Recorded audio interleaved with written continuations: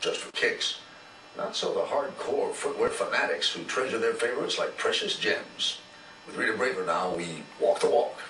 Yeah, I guess I'm that hot. Used to be felling out of CEO. Finalized brand new kicks. New kicks to match my new outfits. They're definitely not your father's sneakers. Certainly not shoes for sports. Streetwear kicks, as they're called, now dominate the worldwide $40 billion a year sneaker market.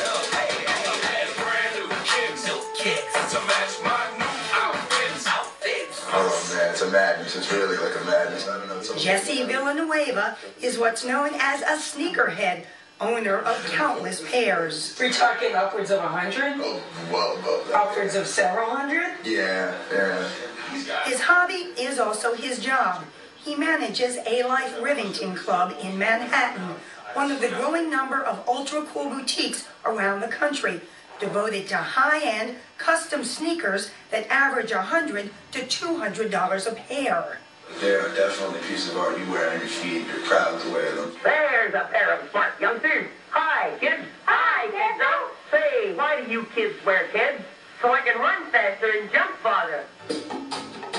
Called sneakers because they're quiet to walk in, rubber-soled shoes have been around since the late 19th century. Keds was the first to mass market.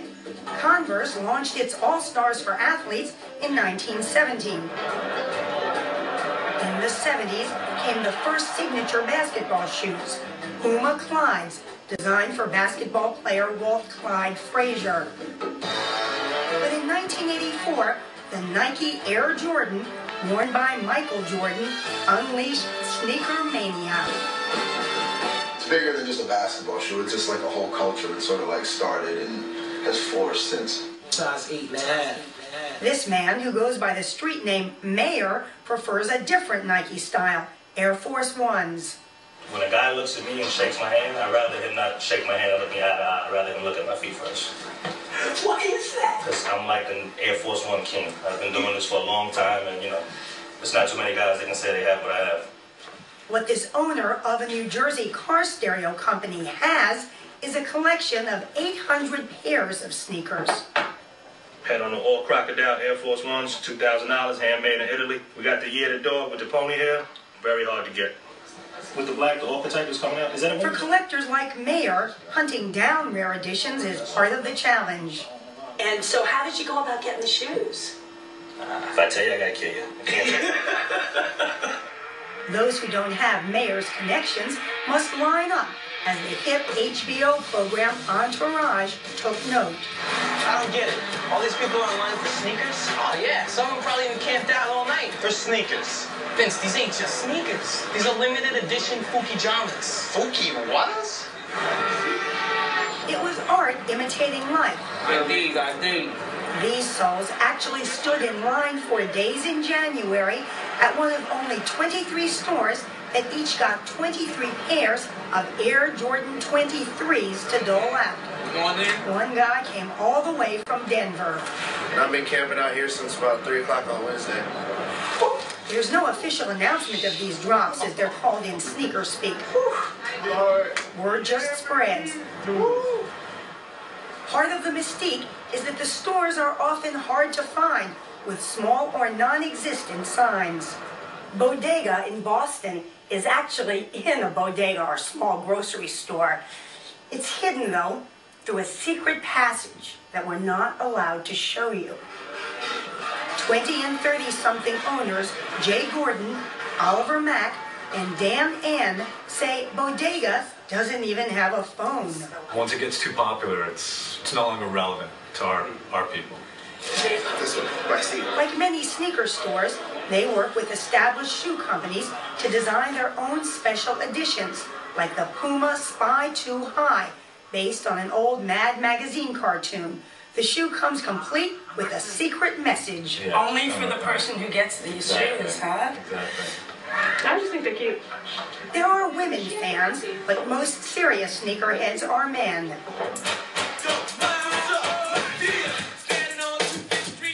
The current trend is credited in part to hip-hop groups like Run DMC and their hit, My Adidas. Matter of fact, rates have gone up. But in recent years, a new type of collector has emerged. So I'm a mortgage broker.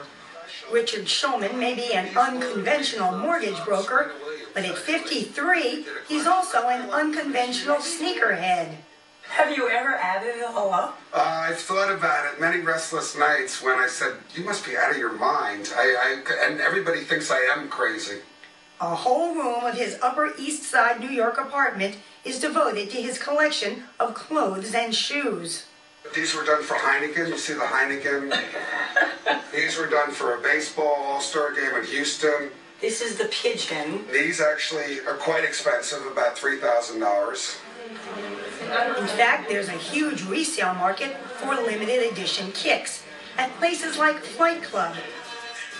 The man checking out some vintage Air Jordans as if they were ancient artifacts is manager Chris Vidal, known as the Shoelebrity among sneakerheads. He says the store pulls in collectors from around the world. It's not the urban kids anymore. It's middle America. It's corporate America. It's Hong Kong. It's Japan. It's Taiwan. It's Europe. The most valuable shoes are kept behind glass. The case ranges from about $4,000 down. And So show me a $4,000 pair. He showed us the Nike Dunk Low Pro, called the Paris because that's where it was released. The shoe originally retailed for probably about $100. We've sold 3 pairs at $4,000 already. Wow. And with constant drops of limited editions, the manufacturers know how to keep the market booming, as Jesse Villanueva acknowledges.